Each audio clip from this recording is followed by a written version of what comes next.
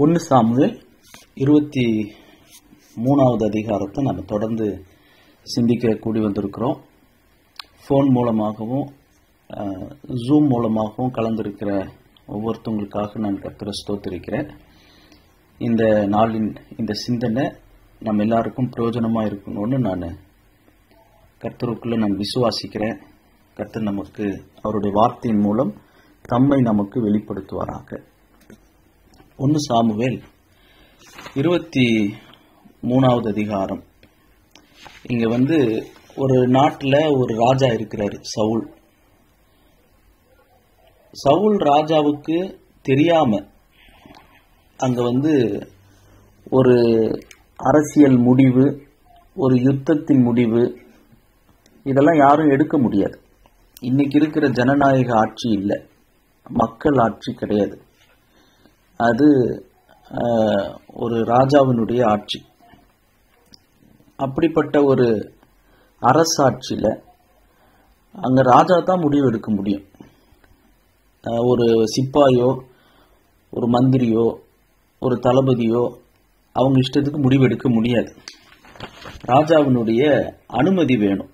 சுர்த்து ஃப்ரான்ஸில் சொல்லணும்னா ஒரு ஆக்ஷன் மிலிட்டர் அல்லது ஒரு ஏட் ஹியூமனிட்டர், ஒரு மனித நேயத்தோடு செய்யக்கூடிய ஒரு பட்டணத்தை காப்பாற்றக்கூடிய செயலோ அல்லது எதிரிக்கு விரோதமாக போகிற யுத்தமோ, ஏட் ஹியூமனிட்டராக இருக்கலாம், ஹியூமனிட்டேரியன் ஹெல்ப்பாக இருக்கலாம், அல்லது ஒரு மிலிட்ரி ஆக்ஷனாக இருக்கலாம். ரெண்டுமே ராஜா தான் முடிவு பண்ணணும் அந்த நாட்களில். ஆனாலும் இங்கே இந்த கேகிலா பட்டணத்தை காப்பாற்றுவதற்கு தாவீது சவுல் ராஜாவினுடைய அனுமதியை கேட்காம, அனுமதி இல்லாம அவர் கேகிலா பட்டணத்தார, கேகிலா குடி மக்களை பெலிஸ்தியர் கையில் இருந்து விடுவிப்பதற்காக அவர் கர்த்தரிடத்துல விசாரிக்கிறார்.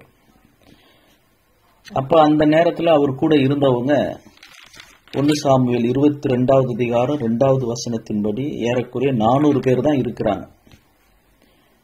இந்த கேகிலா பட்டணத்தார போய் அவங்கள பெலிஸ்தியர் கையிலிருந்து விடுவிக்கிறதுக்கு கர்த்தரிடத்துல அவர் விசாரிக்கிறார். அங்க விசாரிக்கும் போது கர்த்தர் அவருக்கு பதில் கொடுக்கிறாரு. கண்டிப்பா அது தீர்க்கதரிசி காத் மூலமாக கர்த்தர் பதில் அளித்திருப்பார் என்று அப்படிதான் நான் நம்புறேன். பிற்பாடு தாவீது கேகிலாவுக்கு வந்திருக்கிறார் அப்படின்ற செய்தி சவுலுக்கு அறிவிக்கப்படுது. 7வது வசனம் 1 சாமுவேல் 23:7 கேகிலாவுக்கு தாவீது வந்தான் என்று சவுலுக்கு அறிவிக்கப்பட்ட போது தேவன் அவனை என் கையில் ஒப்பு கொடுப்பார்னு சொல்லி சவுல் நம்பி போகும்போது, அப்போ தாவீது மறுபடியும் கர்த்தரை விசாரிக்கிறார்.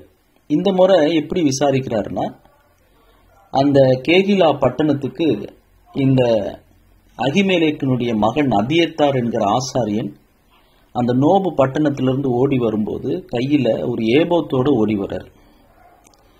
இந்த அபியத்தாரை குறித்து இயேசு கிறிஸ்து தன்னுடைய காலத்துல மார்க் 2வது அதிகாரம் 26வது வசனத்துல அபியத்தாரை குறித்து என்ன சொல்லியிருக்கிறாருன்னா, மார்க் 2:26, அபியத்தார் என்னும் பிரதான ஆசாரியன் காலத்தில் செய்ததை நீங்கள் ஒரு காலம் வாசிக்கவில்லையா? இயேசு கிறிஸ்துவே அபியத்தார பிரதான ஆசாரியன் என்று தான் அவர் மேற்கோள் காட்டுறார். ஸோ த ஹை பிரிஸ்ட் அபியத்தார் ஒரு பிரதான ஆசாரியன். ஏன்னா அவங்களுடைய வம்சத்தில் அவங்க அப்பா, அவங்களோட உறவினர்கள் 85 ஆசாரியர்கள் இறந்துடுறாங்க. அவர் ஏபோத்தோட கூட வர்றார். அப்போ இந்த முறை தாவீது கேகிலாவில் இருக்கும்போது சவுல் தாவீதை கொல்லுவதற்கு கேகிலாவுக்கு வர போறார்ன்ற செய்தி கேள்விப்பட்ட போது முந்தின முறை கர்த்தரிடத்தில் விசாரித்தது போல ஜெபத்தின் மூலமாக விசாரித்து தீர்க்கதரிசி காத்து மூலமாக கர்த்தருடைய வார்த்தை அவருக்கு வந்திருக்கும் அப்படிதான் நான் நம்புறேன். ஏன்னா ஆண்டவர் சொப்பனத்தின் மூலமாகவோ தரிசனத்தின் மூலமாகவோ ஒரு தூதன் மூலமாகவோ அப்படி எந்த ஒரு குறிப்பும் இங்கே இல்லை. 1 சாமுவேல் 22வது அதிகாரத்திலேயே நமக்கு காத் தீர்க்கதரிசி தாவீதோடு சேர்ந்து கொண்டதை வாசிக்கிறோம். அதனால காத்து தீர்க்கதரிசியின் மூலமாக கர்த்தருடைய வார்த்தை தாவீதுக்கு ஒரு ஆலோசனை, ஒரு வழிநடத்துதல் கிடைத்திருக்கலாம். ஆனா இந்த முறை இந்த அபியத்தார் பிரதான ஆசாரியன் அங்க இருக்கிறதுனால, நோபு பட்டணத்திலிருந்து தப்பி ஓடி வரும்போது கையில ஒரு ஏபோத்தோட வந்ததுனால 1 சாமுவேல் 23:9 தனக்கு பொல்லாப்பு செய்ய சவுல் எத்தனம் பண்ணுகிறான் என்று தாவீது அறிந்து கொண்ட போது ஆசாரியனாகிய அபியத்தாரை நோக்கி, ஏபோத்தை இங்கே கொண்டு வா என்றான். ஏபோத்தினுடைய ஸ்பெஷாலிட்டி என்ன, சிறப்பு அம்சம் என்ன? ஏபோத்துல 2 கற்கள் இருக்கும், விசேஷமான கற்கள். அது ஒரு ஸ்பெஷல் யூனிக்கான கற்கள். அந்த 2 கல்லுலையும் 12 கோத்திரத்தினுடைய பெயர்கள் அங்க எழுதியிருக்கும். ஒரு கல்ல 6 பேரும், இன்னொரு கல்ல 6 பேரும் சொல்லி எழுதியிருக்கும். அந்த 2 கற்களும் ஊரிம் தும்மிம் என்கிற 2 கற்கள். அந்த 2 கற்களை கொண்டு வான்னு தாவீது சொல்லல, ஏபோத்தை கொண்டு வான்னு தான் சொல்றாரு. அப்படின்னா அந்த ஊரிம் தும்மிம் என்கிற 2 கற்களும் அந்த ஏபோத்துல ஆசாரியனுடைய, பிரதான ஆசாரியனுடைய உடையில அது பொதிந்திருக்க வேண்டும், அல்லது அந்த உடையில ஒரு அங்கமாக அந்த கற்களும் சேர்ந்து பதித்து இருக்க வேண்டும்.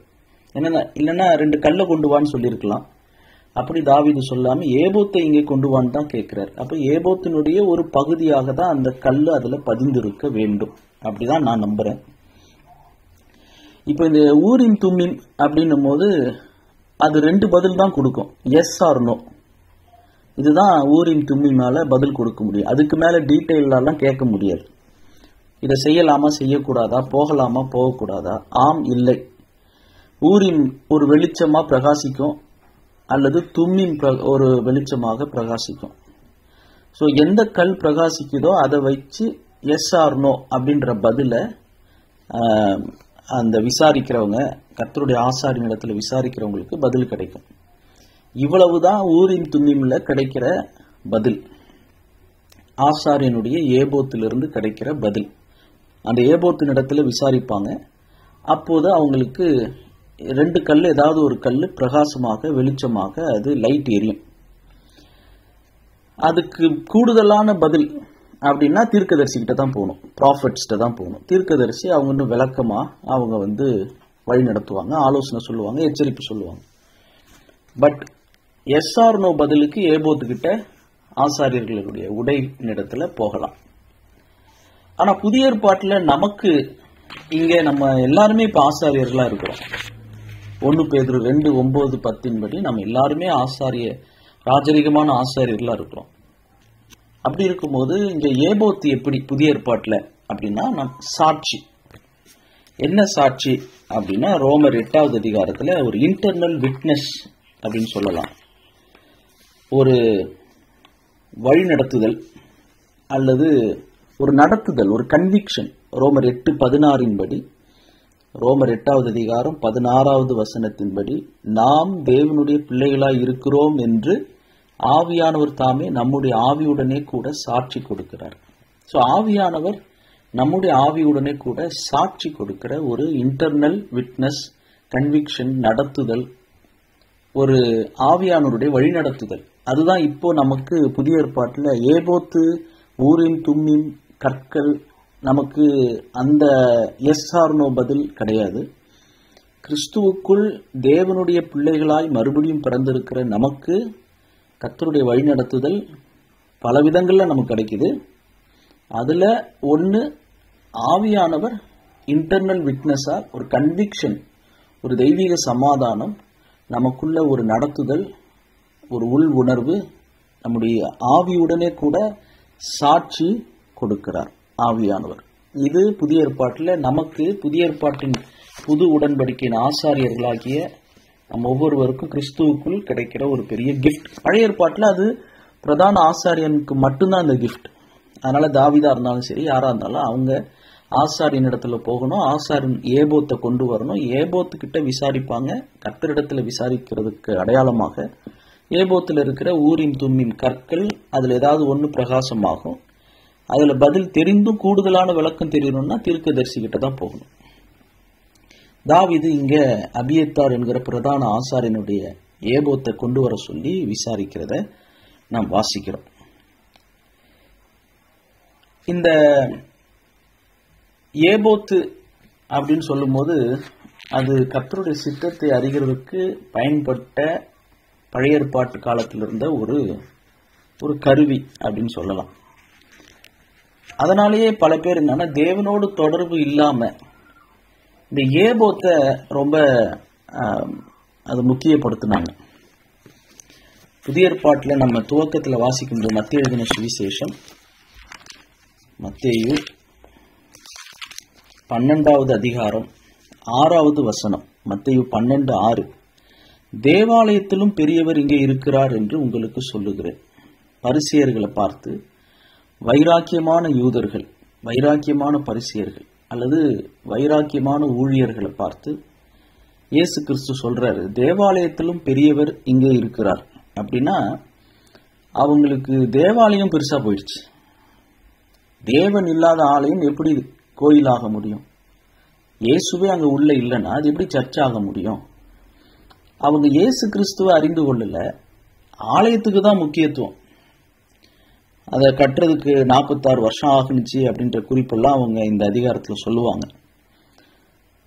ஓய்வு நாளில் யாராவது ஒருத்தவங்களுக்கு ஓய்வு நாள் அது கர்த்தர் பரிசுத்தப்படுத்தினாரு, அதை விசேஷித்தார், ஆசீர்வதித்தார். ஆனால் இவங்க எந்த அளவுக்கு இந்த பரிசேயர்கள், இந்த யூதர்கள் ரொம்ப வைராக்கியத்தில் எப்படி போயிட்டாங்கன்னா, ஓய்வு நாளில் ஒருத்தவங்க வியாதியா இருந்தா செத்துப்போ, எந்த மருந்தும் கொடுக்க மாட்டோம். ஓய்வு நாளில் ஒருத்தவனை சுகமாக்க கூடாது, ஒரு நாள் காத்துரு, அடுத்த நாள் சுகமாக்குவோம். அன்னைக்கு சாகுற மாதிரி இருந்ததுன்னா செத்துப்போ, இன்னைக்கு ஓய்வு நாள். அந்த அளவுக்கு அவங்க இரக்கத்தை அவங்க மேன்மை பாராட்டல. அதனாலதான் மத்தேயு 12:7 ஆண்டவர் சொல்ல வேண்டியதா இருந்தது, பழியை அல்ல இரக்கத்தையே விரும்புகிறேன் என்பதின் கருத்து இன்னதென்று அறிந்தீர்களானால் குற்றமில்லாதவர்களை நீங்கள் குற்றப்படுத்த மாட்டீர்கள். இரக்க குணத்தை விட்டுட்டாங்க. ஓய்வு நாளில் எப்படி சுகமாக்கலாம், ஓய்வு நாளை பெருசுபடுத்துறது. வியாதியா இருக்கிறவங்க மேல இரக்கம் இல்லை. தேவாலயத்தை பெருசுபடுத்துறது, ஆனா தேவாலயத்துல வாசமாய் இருக்கிற தேவனோடு உறவு இல்லை. அதே போல ஏபோத்துன்னு வரும்போது அதை ரொம்ப ஒரு குறிப்பிட்ட காலத்துல அதை ரொம்ப உயர்த்திட்டாங்க. ஆனா அந்த ஏபோத்தின் மூலமாக பதில் அளிக்கிறவர் கர்த்தர் தானே ஒழிய அந்த ஊரின் தும்மியும் கற்கள் முக்கியம் இல்லை. அந்த கற்களின் மூலமாக கர்த்தர் தான் பதில் அளிக்கிறார். இப்படி நம்ம அடுக்கிக்கிட்டே போகலாம். கோயில் முக்கியம், ஸ்தாபனம் முக்கியம், கன்வென்ஷன் மீட்டிங் முக்கியம், அந்த ஊழிய ஆயத்தங்கள், கூட்டத்திற்கான ஆயத்தங்கள், இதெல்லாம் அவசியம்தான். ஆனா இயேசு கிறிஸ்து இல்லாத ஒரு ஊழியம் அது ரொம்ப ஆபத்தானது. அதை நாம விளங்கிக் கொள்ளணும். ஸோ இந்த தேவாலயத்தை பெருசுப்படுத்தினாங்க, ஏபோத்தை பெருசுப்படுத்தினாங்க, முக்கியப்படுத்தினாங்க, ஓய்வு நாளை முக்கியப்படுத்தினாங்க.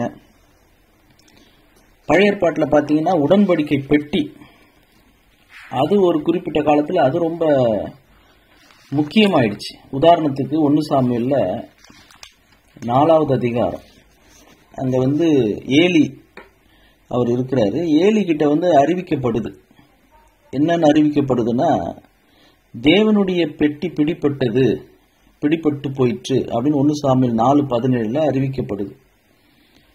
அதை கேள்விப்பட்ட உடனே 1 சாமுவேல் 4:18 தேவனுடைய பெட்டியை குறித்து சொன்ன உடனே ஏலி ஆசனத்திலிருந்து வாசலின் பக்கமாய் மல்லாக்க விழுந்தான். அவன் கிழவனும் ஸ்தூலித்தவனுமாய் இருந்தபடியால் அவன் பிடரி முறிந்து செத்து போனான். உடன்படிக்கை பெட்டி பிடிப்பட்டதுன்னு சொன்னோடனே உயிரை விட்டுட்டாரு ஏலி. ஆனா 1 சாமுவேல் 2வது அதிகாரம் 3வது அதிகாரத்துல ஒரு தேவனுடைய மனுஷன் சொல்றாரு, சாமுவேல் குழந்தை சொல்றாரு, கர்த்தருடைய வார்த்தையை சொல்றாங்க, உங்க பிள்ளைங்க ஓப்னி பிணைக்காசு சரியில்லை, உங்க குடும்பத்தின் மேல ஆண்டவருடைய நியாய தீர்ப்பு கோபம் வரப்போகுது. அப்ப உயிர் போகல பாருங்க. அதை தான் சொல்ல வர. உடன்படிக்கை பெட்டி பிடிப்பட்டதுன்னா உயிர் விட்டுட்டாரு ஏலி. ஆனா பிள்ளைங்களை குறித்து சொல்லப்பட்ட நீதியான கர்த்தருடைய வார்த்தை வந்தோன்னா உயிர் போகல. அப்ப அங்க கடவுளுடைய வார்த்தையை விட உடன்படிக்கை பெட்டிக்கு முக்கியத்துவம், உயிரே விட்டுடுவாங்க. இரக்கத்தை விட ஓய்வு நாள் தான் முக்கியம். அதே போல ஆண்டவரை விட தேவாலயம் தான் முக்கியம். அங்க செருப்பு போட்டு மேடையில் ஏறக்கூடாது. அந்த இடம் இப்படி இருக்கணும், அப்படி இருக்கணும், இந்த கிளாஸ்ல தான் தண்ணி குடிக்கணும், இந்த மாதிரி எல்லாம் நூதனமான வெடிகுண்டெல்லாம் போட்டு நூதனமான சட்டத்திட்டங்கள்லாம் இருக்குது பல இடங்கள்ல. அப்ப இங்க எதை விட எது முக்கியமா போயிட்டு இருக்கு? தேவ உறவை விட அதற்காக கடவுள் பயன்படுத்துகிற பாத்திரங்கள், நபர்கள், பொருட்கள், இடங்கள், கருவிகள் இதெல்லாம் முக்கியப்படுத்தப்படுது. இதை நம்ம ஏலியுடைய வாழ்க்கையில பார்க்க முடியும். உடன்படிக்கை பெட்டியா, கர்த்தருடைய வார்த்தையா, தீர்க்க தரிசன வார்த்தையானா அவருக்கு பெட்டி தான் முக்கியமா இருந்தது. இந்த 1 சாமுவேல் 23 இப்படி ஜபத்தின் மூலமாக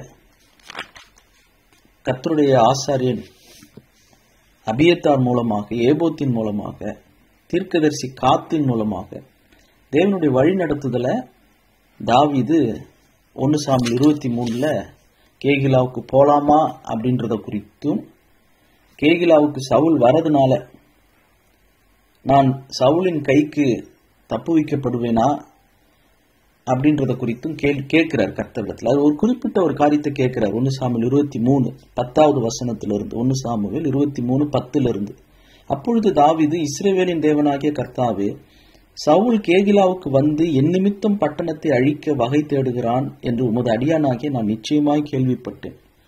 அதாவது நோபு பட்டணத்துக்கு வந்து தோவேக் என்கிற ஏதோமியன் மூலமாக 85 ஆசாரியர்களை கொன்றதும் இல்லாம அவங்க மனைவி, பிள்ளைகள், அவங்களுடைய ஃபார்ம் அனிமல்ஸ், மிருக ஜீவன்கள் எல்லாத்தையும் நோபு பட்டணத்துல சவுலுடைய வேலைக்காரனாகிய தோவேக்கு வெட்டி போட்டதுனால, இந்த கேகிலாவுக்கு உதவி செஞ்சதுனால கேகிலா பட்டண குடிகளுக்கும் ஆபத்து வந்துருமோ, இவங்களும் என்னால இவங்கெல்லாம் அழிக்கப்பட்டுருவாங்களோ அப்படின்ற ஒரு அச்சத்தோடு கூட தாவீது ஆசாரனுடைய ஏபோத்தை கொண்டு வந்து தேவ சித்தத்தை கேட்கிறார்.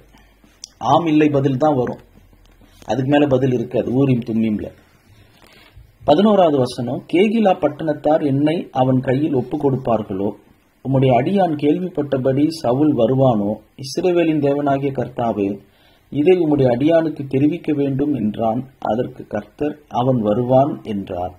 கேகிலா பட்டணத்தார் என்னையும் என் மனுஷரையும் சவுலின் கையில் ஒப்பு கொடுப்பார்களோ என்று தாவீது கேட்டதற்கு கர்த்தர் ஒப்பு கொடுப்பார்கள் என்றார். யோசிச்சு பாருங்க, எவ்வளவு ஒரு கிராட்டிடியூட் இல்லை. பிரெஞ்சில் சொல்லணும்னா une totale ingratitude envers David par les autorités de Keila. அவங்க நன்மை செய்த தாவீத பார்க்கிறதா, இல்ல தாவீது மேல இருக்கிற கோபத்தினால நோபு பட்டணத்தார கொலை செஞ்ச மாதிரி நம்மளுடைய வீட்டு மனைவி, பிள்ளைகள், குடும்பங்களையும் இந்த சவுல் ராஜா தாவீதை காப்பாத்திட்டோம்னா, கேகிலாவை பெலிஸ்தியர்களாவது களஞ்சியங்களை தான் கொள்ளையடிச்சாங்க.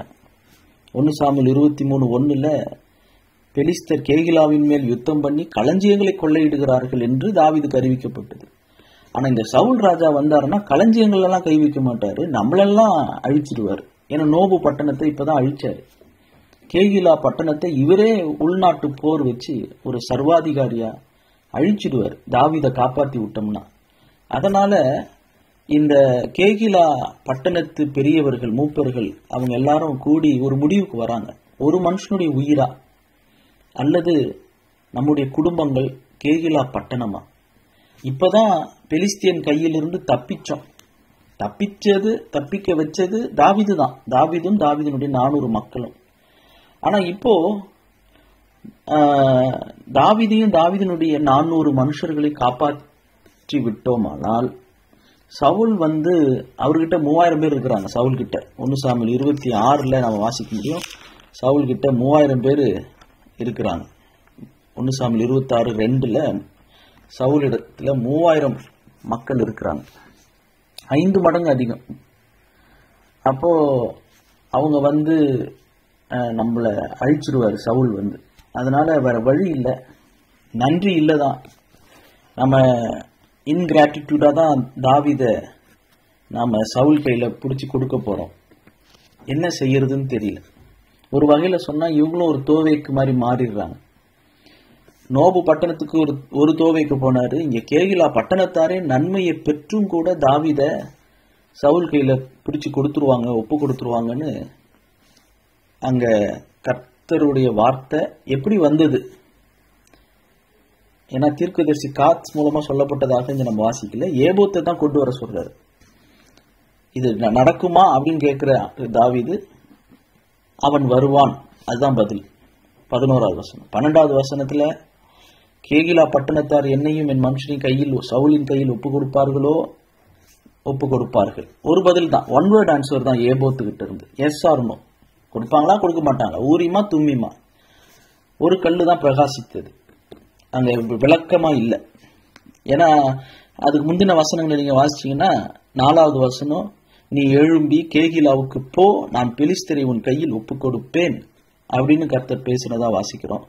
2வது வசனத்துல, நீ போ பெலிஸ்தரை முறியடித்து கேகிலாவை ரட்சிப்பாயாக என்று தாவீதுக்கு சொன்னார். ஒரு நல்ல சென்டென்ஸ் இருக்குது, ஒரு வாக்கிய அமைப்பு இருக்கு. இதெல்லாம் ஒரு தீர்க்கதரிசி மூலமா, காத் என்கிற தீர்க்கதரிசி மூலமாகத்தான் பேசப்பட்டிருக்கும். ஆனா இங்க சொல்லப்படுறது ஒன் வேர்ட் ஆன்சர், ஒப்பு கொடுப்பார்களா ஒப்பு கொடுப்பார்கள். சவுல் வருவானா வருவான். அப்போ ஏதோ ஒரு கல்லு பிரகாசித்திருக்கு, நம்மளுக்கு தெளிவா அதுல எழுதி இருக்கு. இப்போ நீங்க பாத்தீங்கன்னா 13வது வசனத்துல சவுல் தாவீதோட எத்தனை பேர் இருக்கிறாங்க? 1 சாமுவேல் 23:13, தாவீதும் ஏறக்குறைய 600 பேராகிய அவன் மனுஷரும். 400ல இருந்து 600 ஆயிடுச்சு. எப்படி இந்த 200 பேர் கூடியிருப்பாங்க? 1 சாமுவேல் 22ல நம்ம 2வது வசனத்துல ஏறக்குறைய 400 பேர் தானே தாவீதோட இருந்தாங்க. அந்த 400 பேரோட தானே அவர் கேகிலா பட்டணத்தாரை காப்பாத்தினார் பெலிஸ்தியர் கையில் இருந்து. இப்போ பாத்தீங்கன்னா இங்க கேகிலாவுக்கு சவுல் வரப்போறத கேள்விப்பட்டு உறுதி செஞ்சு இங்கிருந்து தப்பிச்சு போகும்போது இப்ப 600 பேரா இருக்கிறாங்கன்னா என்ன அர்த்தம்?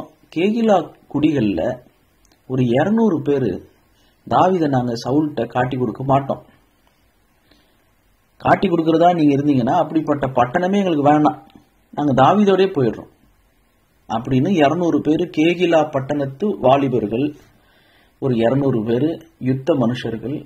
பழைய ஏற்பாட்டின் சட்டத்தின்படி 20 வயதுக்கு மேற்பட்டவங்க தான் யுத்த மனுஷரா இருக்க முடியும். அப்படின்னா 20 வயசுக்கு மேற்பட்ட ஆண் பிள்ளைகள் தாவீதோடு கூட அந்த 400ஓடு கூட சேர்ந்துக்கிறாங்க.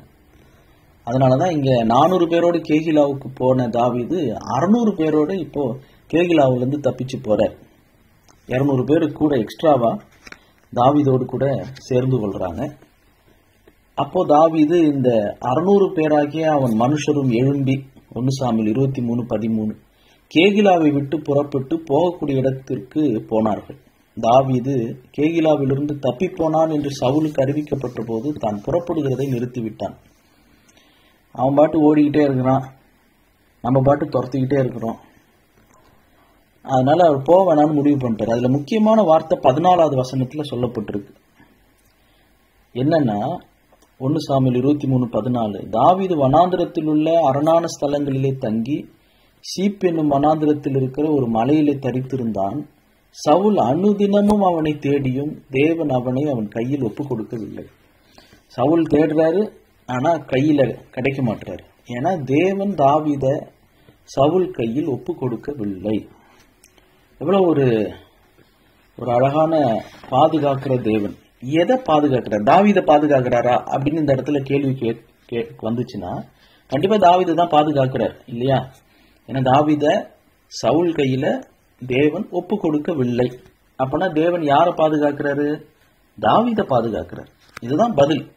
ஆனா நீங்க நல்லா கவனிச்சு பாத்தீங்கன்னா தேவன் தாவீத பாதுகாக்கிறது மட்டும் இல்ல, தன்னுடைய ப்ராமிஸ், தன்னுடைய வாக்கு தத்தம், அவருடைய ப்ரொமிஸ பாதுகாக்கிறார். ஆதியாகமம் 17க்கு போகலாம். ஆதியாகமம் 17வது அதிகாரம். ஆபிரகாம்கிட்டையும் அவர் மனைவி சாராள் கிட்டையும் தேவன் என்ன சொல்றாரு? ஆதியாகமம் 17 வசனங்கள் 6-16. உன்னை மிகவும் அதிகமாய் பலுக பண்ணி உன்னிலே ஜாதிகளை உண்டாக்குவேன், உன்னிடத்திலிருந்து ராஜாக்கள் தோன்றுவார்கள். இது ஆபிரகாமுக்கு சொல்லப்பட்டது. உன்னிடத்திலிருந்து ராஜாக்கள் தோன்றுவார்கள் அப்படின்னு ஆபிரகாம்கிட்ட சொன்னாரு. 16வது வசனத்துல சாராளை குறித்து ஆண்டவர் என்ன சொல்லியிருக்கிறாரு? 15-16. இன்னும் தேவன் ஆபிரகாமை நோக்கி, உன் மனைவி சாராயை இனி சாரா என்று அழையாதிருப்பாயாக, சாராள் என்பது அவளுக்கு பேராயிருக்கும். நான் அவளை ஆசீர்வதித்து அவளாலே உனக்கு ஒரு குமாரனையும் தருவேன்.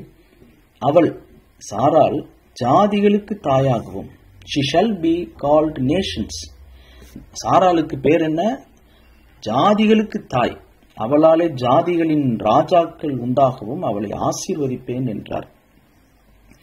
அப்ப சாராளையும் ஆபிரகாமையும் கர்த்தர் எப்படி ஆசீர்வதித்தாரு?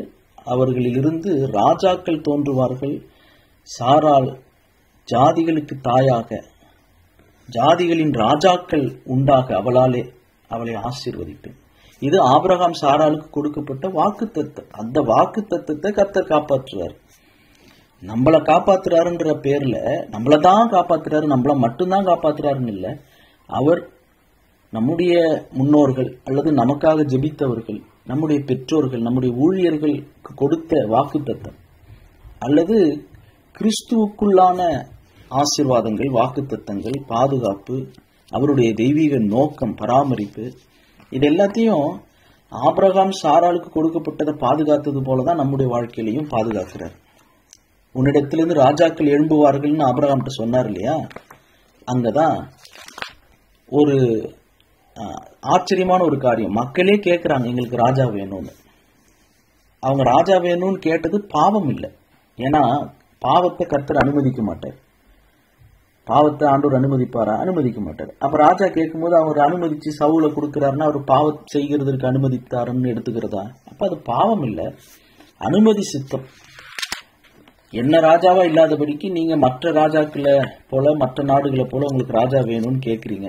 சரி, உங்களுக்கு கொடுக்குறேன்னு சொல்லி 1 சாமுவேல் 9வது அதிகாரம் 17வது வசனத்தில் ஆபிரகாம் சாராளுக்கு சொல்லப்பட்டது இவங்க முந்திக்கிட்டு கேட்கறதுனால அங்க கர்த்தர் சாமுவேல்கிட்ட என்ன சொல்றாரு? 1 சாமுவேல் 9வது அதிகாரம் 17வது வசனம். சாமுவேல் சவுலை கண்டபோது கர்த்தர் சாமுவேலிடத்தில், இதோ நான் உனக்கு சொல்லியிருந்த மனுஷன் இவனே, இவன்தான் என் ஜனத்தை ஆளுவான் என்றார். முதல் ராஜா சவுல். அங்க ஆபிரகாம் சாராள்கிட்ட சொல்லப்பட்டது. முதல் ராஜா சவுலை குறித்து சாமுவேலிடத்துல கர்த்தர் என்ன சொல்றாரு? இதோ நான் உனக்கு சொல்லி இருந்த மனுஷன் இவனே, இவன்தான் என் ஜனத்தை ஆளுவான். 16வது அதிகாரத்திலையும் அடுத்த ராஜா தாவீத கர்த்தர் தெரிந்து கொள்ளும் போது என்ன சொல்றாரு பாருங்க. 1 சாமுவேல் 16 வசனங்கள் 2, 3, 12வது வசனத்தை வாசிக்கிறேன். ஆள் அனுப்பி தாவீதை அழைப்பித்தான் ஈசாய். அவன் சிவந்த மேனியும் அழகிய கண்களும் நல்ல ரூபமும் உள்ளவனாய் இருந்தான். அப்பொழுது கர்த்தர் சாமுவேலை பார்த்து, இவன் தான், நீ எழுந்து இவனை அபிஷேகம் பண்ணு என்றார். திரும்பவும் அந்த ஆபிரகாம் சாராள்கிட்ட சொல்லப்பட்ட அந்த வார்த்தையை நினைச்சுக்குவோம். உன்னிடத்திலிருந்து ராஜாக்கள் எழும்புவார்கள். சாராள் ஜாதிகளுக்கு அவள் தாயாக இருப்பாள். அவளிடத்திலிருந்து ராஜாக்கள் எழும்புவார்கள். அந்த வாக்கு தத்துவம் தான் இங்க நிறைவேறுது. சவுல கர்த்தர் சாமுவேல் மூலமாக அபிஷேகம் பண்ண சொல்றாரு. தாவீத சாமுவேல் மூலமாக இவன்தான், நீ எழுந்து இவனை அபிஷேகம் பண்ணுன்னு சொல்றாரு. தாவீதினுடைய கடைசி காலத்துல 2 சாமுவேல் 7வது அதிகாரம் வசனங்கள் 11 2 சாமுவேல் 7 வசனங்கள் 11 தாவீத குறித்து என்ன சொல்லப்படுது? உன்னுடைய எல்லா சத்துருக்களுக்கும் உன்னை நீங்களாக்கி இளைப்பாறவும் பண்ணினேன். இப்போதும் கர்த்தர் உனக்கு வீட்டை உண்டு பண்ணுவார் என்பதை கர்த்தர் உனக்கு அறிவிக்கிறார். தாவீதுக்கு ஒரு வீட்டை உண்டு பண்ணுவார். 12 உன் நாட்கள் நிறைவேறி நீ உன் பிதாக்களுடன் நித்திரை பண்ணும்போது நான் உனக்கு பின்பு உன் கற்பப்பிறப்பாகிய உன் சந்ததியை எழும்ப பண்ணி அவன் ராஜ்யத்தை நிலைப்படுத்துவேன், கிங்டமை நிலைப்படுத்துவேன். 13 அவன் என் நாமத்திற்கென்று ஒரு ஆலயத்தை கட்டுவான். அவன் ராஜ்யபாரத்தின் சிங்காசனத்தை என்றைக்கும் நிலைக்க பண்ணுவேன். த்ரோன், அந்த சிங்காசனமும் ராஜ்யமும் வீட்டையும் நான் உண்டு பண்ணுவேன், கட்டுவேன், நிலைப்படுத்துவேன். அந்த சிங்காசனத்தை என்றைக்கும் நிலைக்க பண்ணுவேன்.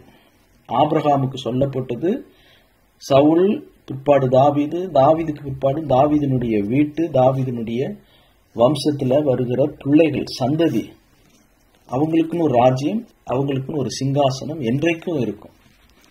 அத லூக்கா 1வது அதிகாரத்தில் நம்ம வாசிக்கிறோம். லூக்கா 1வது அதிகாரம் 32, 33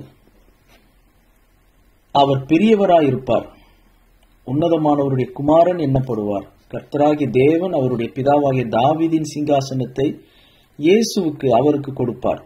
அவர் யாக்கோபின் குடும்பத்தாரை என்றென்றைக்கும் அரசாளுவார். அவருடைய ராஜ்யத்துக்கு முடிவு இராது என்றார். ஆபிரகாமுக்கு சொல்லப்பட்ட வாக்கு தத்தம் இயேசு கிறிஸ்துவில நிறைவேறணும். நித்திய நித்தியமாக அந்த சிங்காசனம், அந்த ராஜ்யத்திற்கு முடிவில்லாம இருக்கணும். தாவீதின் சிங்காசனத்தை அவருக்கு கொடுப்பார், இயேசு கிறிஸ்துவுக்கு. இயேசு கிறிஸ்து 3 வருஷம் தீர்க்கதரிசியாக ஊழியம் செய்தார். இப்போ பிரதான ஆசாரியராக நமக்காக பரிந்து பேசிக் கொண்டிருக்கிறார். அவர் 2வது முறை வானத்தில் வரும்போது அவர் ராஜாதி ராஜாவாக வரப்போகிறார்.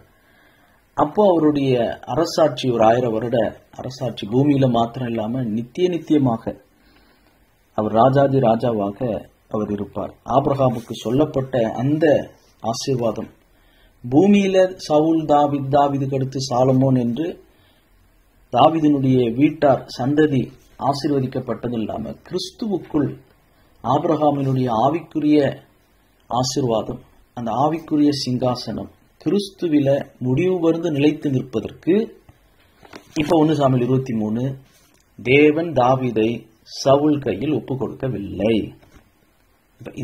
இந்த வசனங்கள் எல்லாம் வாசிட்டு இங்க 1 சாமுவேல் 23:14 வரும்போது தேவன் ஏன் தாவீதை சவுல் கையில் ஒப்பு கொடுக்கவில்லைன்னா, தாவீத அந்த தற்காலிகமா அந்த நேரத்துல தாவீதினுடைய 600 பேரையும் பாதுகாக்கிறது மட்டும் இல்ல, ஆபிரகாம் டு ஜீசஸ், ஆபிரகாமுக்கு சொல்லப்பட்ட வாக்குத்தத்தம் நிறைவேறணும். அதன் மூலம் இயேசு கிறிஸ்துவில அந்த சிங்காசனம், முடிவில்லாத அவருடைய ராஜ்யம், முடிவில்லாத அவருடைய எவர்லாஸ்டிங் கிங்டம் அது கிடைக்கணும். அந்த தேவன் நோக்கம் திட்டம் நிறைவேறணும் என்பதற்காக தேவன் அபிஷேகித்த தாவீதை சவுல் கையில் தேவன் ஒப்பு கொடுக்கவில்லை. இந்த பார்வையோடு இந்த வசனத்தை நெருங்கும் போது sovereign God, almighty God, சர்வ வல்லமை உள்ள தேவன், நம்முடைய கண்கள் குறுகினது. நம்மளுக்கு இப்ப தற்காலிகமா தான் பார்க்க தெரியும். இப்ப இந்த இடம் நம்மளுக்கு எழுதி இருக்குது. இந்த வசனத்தோடு நம்ம ஒப்பிட்டு பார்க்கும்போது நம்மளுக்கு ஒரு பிக்கர் ஸ்கேல் பிக்சர் கிடைக்குது. ஓ, ஆபிரகாம்ல இருந்து இயேசு கிறிஸ்து வரைக்கும் இந்த ராஜ்யம், இந்த சிங்காசனம், இந்த சந்ததி என்றென்றைக்கும் அரசாளனும், கிறிஸ்து தாவீதின் குமாரனாக தேவகுமாரன் பிறக்கணும், அவருடைய ராஜ்யம் அவருடைய சிங்காசனம் நிலைத்து நிற்கணும். அதுக்குதான் இங்க தாவீதை பாதுகாத்து இருக்கிறார் அப்படின்னு புரிஞ்சுக்கிட்டோம்னா, என்னை புள்ளியாக வைத்து நான் வட்டம் போட மாட்டேன், தேவனை புள்ளியாக வைத்து நான் வட்டம் போடுவேன். God centered view, man centered view இல்ல, மனித பார்வை இல்ல, தேவ பார்வை, அகண்ட அகலமான ஒரு தொலைநோக்கு நித்திய தேவ ஆவிக்குரிய பார்வை நமக்கு வேண்டும். இப்படி தன் பிராணனை வாங்க தேடும்படிக்கு 1 சாமுவேல் 23:15 சவுல் புறப்பட்டான் என்று தாவீது அறிந்தபடினாலே, கேகிலாவிலிருந்து தாவீது தப்பிச்சிட்டாருன்னு தெரிஞ்ச உடனே சவுல் புறப்படுறத நிறுத்திட்டார், ராணுவ படைகள் எல்லாம் நிறுத்திட்டார். இப்போ தாவீது கேகிலா பட்டணத்திலிருந்து தப்பி வனாந்திரத்துல ஒரு காட்டுல ஒரு மலையில, முதல்ல ஒரு மலைன்னு தான் போட்டிருக்கு 14வது வசனம், சீப் என்னும் வனாந்திரத்தில் இருக்கிற ஒரு மலையிலே தரித்திருந்தான். அந்த சமயம் அது சவுளுடைய கண்களுக்கு, சவுளுடைய உளவாளிகள் ஸ்பைஸ் எதுவும் சொல்ல முடியல, ஏன்னா தேவனை பாதுகாக்கிறார். 15 தன் பிராணனை வாங்க தேடும்படிக்கு சவுல் புறப்பட்டான் என்று தாவீது அறிந்தபடியினாலே தாவீது சீப் வனாந்திரத்தில் இருக்கிற மலையிலிருந்து இறங்கி ஒரு காட்டிலே இருந்தான். அப்பொழுது சவுலின் குமாரனாகிய யோனத்தான் எழுந்து காட்டில் இருக்கிற தாவீதினிடத்தில் போய் தேவனுக்குள் அவன் கையை திடப்படுத்தி, நீர் பயப்பட வேண்டாம், என் தகப்பனாகிய சவுலின் கை உம்மை கண்டுபிடிக்க மாட்டாது, நீர் இஸ்ரவேலின் மேல் ராஜாவாய் இருப்பீர், அப்பொழுது நான் உமக்கு 2வதாய் இருப்பேன், அப்படி நடக்கும் என்று என் தகப்பனாகிய சவுலும் அறிந்திருக்கிறார் என்றான். இந்த கனவு யோனத்தானுடைய வாழ்க்கையில நிறைவேறவே இல்லை. ஒரு நல்ல ஒரு ட்ரீம் இருந்துச்சு, நான் 2வதா இருக்கணும், அது எங்க அப்பாவுக்கும் தெரியும், ஆனா அந்த ட்ரீம் ஃபுல்ஃபில் ஆகல, கடைசி வரைக்கும் நிறைவேறல. இதுதான் கடைசியா தாவீதும் யோனத்தானும் சந்தித்துக் கொள்ற ஒரு சந்திப்பு. இதோட 1 சாமுவேல் 31 முதல் 2 வசனங்கள்ல தன்னுடைய 2 சகோதரர்கள் அபினத்தாப் மல்கிஷுவாவோடு தன்னுடைய தகப்பனோடு கூட 3 சவுலுடைய 3 ஆண் பிள்ளைகள், யோனத்தான், அபினத்தாப், மல்கிஷுவா, 3 ஆண் பிள்ளைகளும் சாகுறாங்க. சவுலும் அந்த கிபோவா மலையில அவரும் சாகடிக்கப்படுறாரு. 1 சாமுவேல் 31 முதல் 2 வசனங்கள்ல அங்க சவுலோடு சேர்ந்து பிள்ளைங்க 3 பேரும் சாகடிக்கப்படுறாங்க. அதோட அங்கதான் யோனத்தானை குறித்து வாசிக்கிறோம். பட் இந்த இடத்துல நான் கொஞ்சம் இந்த புள்ளிய இன்னைக்கு இந்த வசனத்தை கொஞ்சம் தியானிக்க விரும்புறேன். நாம ஆவிக்குரிய சிநேகிதர்கள், ஆவிக்குரிய சகோதரர்கள். யோனத்தான் தாவீது போல பழக வேண்டியவர்கள். தாவீது இப்போ நெருக்கத்தில் இருக்கிறார். மலையிலிருந்து காட்டுக்கு வந்து அவர் அந்த வனாந்திரம், சீப் வனாந்திரம், துப்பாடு மாகோன் வனாந்திரம், 25வது வசனத்துல மாகோன் வனாந்திரத்துக்கு வர்றார். இந்த பகுதிகளை போய் சந்தித்துட்டு வந்தவங்க என்ன சொல்றாங்க அப்படின்னு நான் தேடி பார்த்தேன். அவங்க என்ன சொல்றாங்கன்னா, இந்த மாதிரியான ஒரு வனாந்திரத்திலேயே தாவீது இருந்திருக்கிறாரு. அவ்வளவு வெயில், அவ்வளவு வறண்ட ஒரு பூமி. இந்த வனாந்திரத்துல போயிட்டு 40 வருஷம் இஸ்ரவேல் மக்கள் எபிரேயர்கள் அலைந்தது போல ஒரு 10 வருஷத்துக்கு மேல தாவீது இப்படிப்பட்ட வனாந்திரங்கள்ல, தண்ணி இல்லாத இடத்துல, ஒரு மறைவு இல்லாத இடத்துல தன்னுடைய படையை வச்சுக்கிட்டு எப்படி அவர் தூங்கினாரு, எப்படி அவர் இருந்தாரு, அதை நினைச்சு பார்க்கவே கஷ்டமா இருக்குன்னு தான் இந்த ஹோலி லேண்ட் டூர் போயிட்டு வரவங்க பல பேர் சொல்றதாக நான் வாசித்தேன். அந்த சமயத்துல இங்க யோனத்தான் போய் அவருக்கு தகவல் தெரிஞ்சு ரொம்ப ரொம்ப ரிஸ்கான ஒரு பயணம் அது. அப்பா தாவீதை தேடிட்டு இருக்கிறாரு. ஆனா இங்க யோனத்தான் அப்பாவுக்கு தெரியாம தாவீதை போய் காட்டுல சந்திக்கிறதுக்காக போறாரு. காட்டில் இருக்கிற தாவீதினிடத்தில் போய் யோனத்தான் தாவீதுக்கு என்ன செய்தார்?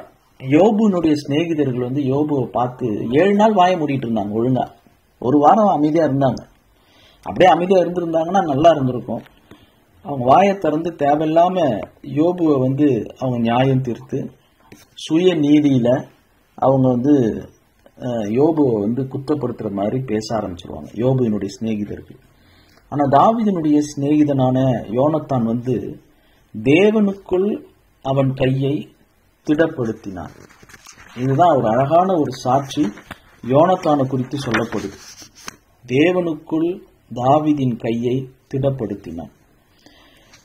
இங்க நீங்களும் நானும் ஒருத்தவங்களை சந்திக்கும் போது, குறிப்பா பாடுபடுகிறவர்கள், நெருக்கப்படுகிற கிறிஸ்தவர்கள், உபத்திரவப்படுறவங்க, குடும்ப உறவுகளால, பண நெருக்கத்தினால, சரீர பலவீனத்தினால, வியாதினால, வயிற்று வலிக்காக ஜெபம் பண்ணுங்கன்னா ஆண்டவர் இந்த சாபத்தை எடுத்து போடும் அப்படின்னு சொல்லி அவங்கள பயமுறுத்தி ரொம்ப அவங்களுக்கு பயம் வந்துடும். சாதாரண காய்ச்சலுக்கு, வயிற்று வலிக்கு ஜெபிக்க சொன்னா சாபம், பரம்பரை சாபம் அப்படிலாம் சொல்லி ஜெபிப்பாங்க. ஜபத்திலேயே அவங்க ரொம்ப பயமுறுத்தி ஜெபிச்சுவாங்க. போதையா நிறுத்தியான்னு சொல்ல வேண்டியதாயிடும். இந்த யோனத்தான் தாவீதை சந்திச்சு சொன்ன வார்த்தை இன்னைக்கு நம்மளுடைய அனுபவமா மாறணும். பிறரை நம்ம திடப்படுத்தணும். திடப்படுத்துறதுன்னா பூன்னு சொல்லி பயமுறுத்துறது இல்லை, அவங்கள தைரியப்படுத்துதல், அவங்கள ஸ்ட்ராங் பண்ணும். Jonathan help David to find strength in God. கடவுளுக்குள் பலன் அடைவதற்கு, கடவுளுடைய ஸ்ட்ரென்த், அவருடைய அந்த பலத்தை பெற்றுக்கொள்வதற்கு. ஏன்னா இங்க தண்ணி இல்லை, டெய்லி 3 வேளை சாப்பாடு சுட சுட கிடைக்காது. அந்த மாதிரி ஒரு உயிருக்கு பயந்து தப்பிச்சு ராத்திரி பகல்னு குளிர் வெயில்னு அலைஞ்சிட்டு இருக்கிற தாவீது ஒரு மன உளைச்சல்ல அப்படி இருக்கிறார். வனாந்திர ஒரு யோவான் ஸ்நானம் மாதிரி ஆயிட்டார், தனியா கிடக்கிறார். அப்படிப்பட்ட ஒரு மனுஷனை போய் பார்த்து என்ன சொல்றான்னா, பி ஸ்ட்ராங் இன் காட், தேவனுக்குள் திடமனதாயிரு அப்படின்னு சொல்லி பலப்படுத்துறாரு. இயேசு கிறிஸ்து கெத்செமனி தோட்டத்துல ஒரு தூதன் இயேசு கிறிஸ்துவை பலப்படுத்தினதாக நம்ம லூக்கா 22:43 வாசிக்க முடியும். கெத்செமனி தோட்டத்துல இயேசு கிறிஸ்து ஜெபிக்கும் போது லூக்கா 22:43 வானத்திலிருந்து ஒரு தூதன் தோன்றி அவரை பலப்படுத்தினான் என்று நாம் வாசிக்கிறோம். ஒரு தூதன் இயேசு கிறிஸ்துவை பலப்படுத்தினதாக வாசிக்கிறோம். அது எவ்வளவு பெரிய புரிந்து கொள்ள முடியாத ஒரு காரியம். இயேசு கிறிஸ்துவ ஒரு தூதன் பலப்படுத்த வேண்டியதா இருக்குதா? நீதிமொழிகள் 27:17 வாசிக்கிறோம். அயன் ஷார்பன்ஸ் தி அயன். நீதிமொழிகள் 27:17. இரும்பை இரும்பு கருக்கிடும். நாம தேவ பிள்ளைகள் இன்னொரு தேவ பிள்ளைய இடித்து போடுகிறதுக்கு இல்ல, ஊன்ற கட்டணும், பலப்படுத்தணும். இதை எப்படி நாம செய்யறது? இத குறித்து இன்னைக்கும் அடுத்த கூட்டத்திலையும் நான் பகிர்ந்து கொள்ள விரும்புறேன். ஏன்னா ரொம்ப ஒரு முக்கியமான ஒரு சென்சிட்டிவான கருகலான ஒரு பார்வை. இன்னைக்கு நம்மள நிறைய பேர் பிசாசுனால நம்ம தாக்கப்படுறதை விட நம்ம ஒருத்தவங்க தாக்கப்படுறோம். மன சோர்வு, மன முறிவு, அதனால ரொம்ப பலவீனப்பட்டுறோம். ரொம்ப நம்ம டிஸ்கரேஜ் ஆயிடுறோம், மன சோர்ந்து போயிடுறோம், சலிச்சு போயிடுது. பின்மாற்றத்துக்குள்ள போகல, ஆனா ஒரு மாதிரி ஸ்தம்பிச்சு நிக்கிறோம். முன்ன போறதா பின்னால போறதா எங்க போறது தெரியல. அப்படியே ஒரு மாதிரி அப்படியே பாஸ்ல வச்ச மாதிரி ஆயிடுது. அதுக்கு நம்ம என்ன செய்யணும்? யோசுவாவின் புஸ்தகம் 1வது அதிகாரம். இந்த கடைசியா இந்த யோனத்தான் தாவீது சந்தித்த இந்த இடத்தை கொஞ்சம் நம்ம நிறுத்தி யோசிக்கலாம். யோசுவா 1வது அதிகாரம் வசனங்கள் 7, 8, 9 நீங்க வாசித்தீங்கன்னா 7வது வசனம். என் தாசனாகிய மோசே உனக்கு கற்பித்த நியாய பிரமாணத்தின்படியெல்லாம் செய்ய கவனமாயிருக்க மாத்திரம் மிகவும் பலம் கொண்டு திடமனதாயிரு. வார்த்தைக்கு முக்கியத்துவம் கொடு. அந்த வார்த்தைக்கு கீழ்ப்படிய மாத்திரம் கவனமாயிரு. அதன்படி செய்ய கவனமாயிரு. வசனத்துக்கு முக்கியத்துவம் கொடு. அதில் என்ன எழுதி இருக்கிறது? இரவும் பகலும் அதை தியானித்துக் கொண்டிருப்பாயாக. 8வது வசனம். அப்பொழுது உன் வழியை வாய்க்க பண்ணுவாய், அப்பொழுது புத்திமானாயும் நடந்து கொள்ளுவாய். 9. நான் உனக்கு கட்டளையிடவில்லையா? பலங்கொண்டு திடமனதாயிரு, திகையாதே, கலங்காதே. நீ போகும் இடமெல்லாம் உன் தேவனாய் கர்த்தர் உன்னோடு இருக்கிறார் என்றார். நம்மை நாம் திடப்படுத்துவதற்கு, அல்லது யோனத்தான் போல தாவீதை போன்றவங்களை போய் சந்தித்து அவங்கள திடப்படுத்தணும்னா, நம்முடைய வார்த்தையினால ஒரு மனுஷனை தேவனுக்குள் திடப்படுத்த முடியாது. We cannot make someone to get strength in God. கர்த்தருக்குள்ள எப்படி பலப்படுத்த முடியும்? கர்த்தருடைய வார்த்தையினால் தான் பலப்படுத்த முடியும். நம்மளுடைய வார்த்தை யோபுவினுடைய சிநேகிதர் மாதிரி பேசிடுவோம். ஆனா கர்த்தருடைய வார்த்தையை சொல்லி அதில் எழுதியிருக்கிறபடி நான் உபத்திரவப்பட்டது நல்லது, அவைகளால் நம்முடைய பிரமாணங்களை கற்றுக்கொண்டேன்னு நம்ம வாசிக்கிறோமே, இது கற்றுக்கொள்கிற ஒரு அனுபவமா இருக்கும் பிரதர். ஒரு அனுபவம் சிஸ்டர், அப்படி இருக்கும் சிஸ்டர். இப்படி இந்த வசனத்தை சொல்லி தேவனுடைய வார்த்தையை சொல்லும் போதுதான் நாம பலன் அடைய முடியும், திடமனதாய் இருக்க முடியும். Point number 1. அடுத்தது சங்கீதம் 138. சங்கீதம் 138 3வது வசனம். நான் கூப்பிட்ட நாளிலே எனக்கு மறு உத்தரவு அருளினீர், என் ஆத்துமாவிலே பலன் தந்து என்னை தைரியப்படுத்தினீர். ஜெபம். நான் கூப்பிட்ட நாளிலே எனக்கு மறு உத்தரவு அருளினீர். நாம் ஜெபிப்பதினால் நம்முடைய ஆத்துமாவிலே அவர் பலன் தந்து நம்மை தைரியப்படுத்துகிறார். ஒரு மரணம் வீட்டில் ஏற்பட்டுருச்சுன்னா அப்பதான் யாரு கர்த்தருக்குள்ள எப்படிப்பட்டவங்கன்னு தெரியும். அது நமக்கு நெருங்கிய பிள்ளையா இருக்கலாம், மனைவியா இருக்கலாம், கணவரா இருக்கலாம், பெற்றோரா இருக்கலாம், அந்த முதல் வட்டத்தில் இருக்கிறவங்களா இருக்கலாம், சகோதர சகோதரிகளா இருக்கலாம். ஆனா அந்த ஆபத்து காலத்தில் நாம் சோர்ந்து போவோமானால் நம்முடைய பலன் குறுகினது. அந்த நேரத்துல நம்ம அதிகமா ஜெபிக்கணும். பவுலும் சீலாவும் கர்த்தரை துதித்து பாடினாங்க தொழுமரம் மாட்டிருக்கும் போதும்.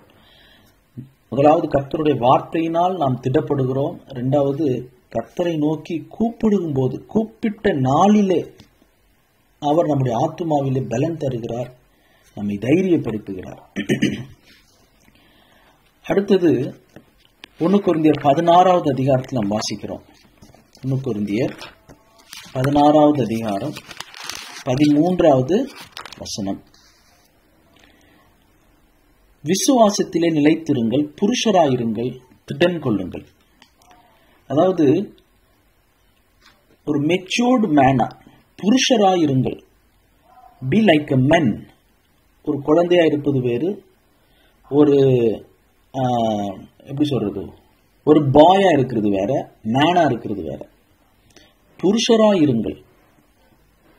ஒரு பாயா இருக்காதீங்க, ஒரு பையனா இருக்காதீங்க, ஒரு ஆணா இருக்காதீங்க, ஆனா ஒரு புருஷனா இருங்கள். புருஷத்துவம், அந்த ஒரு மெச்சூர்டு மேன், ஒரு வளர்ச்சி முதிர்ச்சி உள்ள ஒரு மனிதனை போல விசுவாசத்திலே நிலைத்திருங்கள், விழித்திருங்கள். கண்ணை திறந்து பாருங்க, சிச்சுவேஷன்ஸை அனலைஸ் பண்ணுங்க, அப்சர்வ் பண்ணுங்க. If there is a problem, there will be always a solution.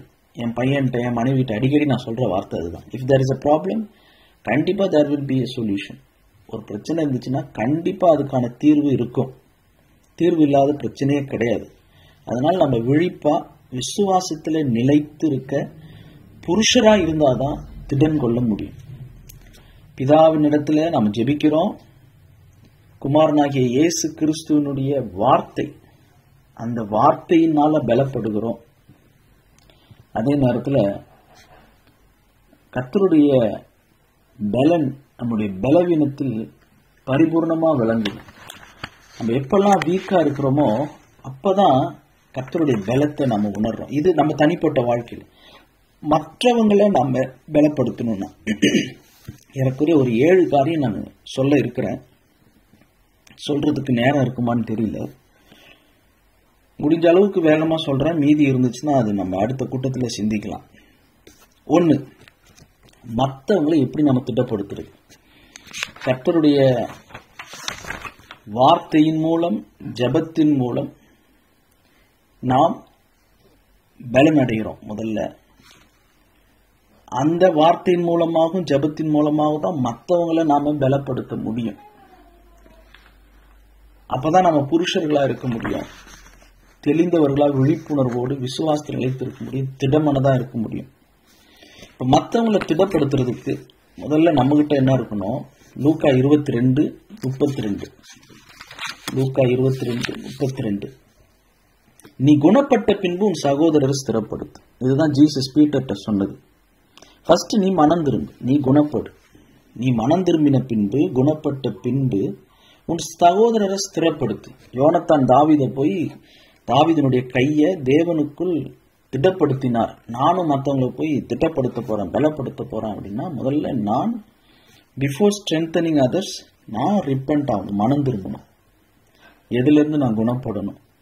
அந்த மனம் திரும்பினவன் போய் சொல்லும்போது, குணப்பட்டவன் போய் சொல்லும்போது, பாரு நானும் இப்படிதான் இருந்தேன், ஆனா திருந்திட்டேன், கோபம் இல்லை, எரிச்சல் இல்லை, ஈகோ இல்லை.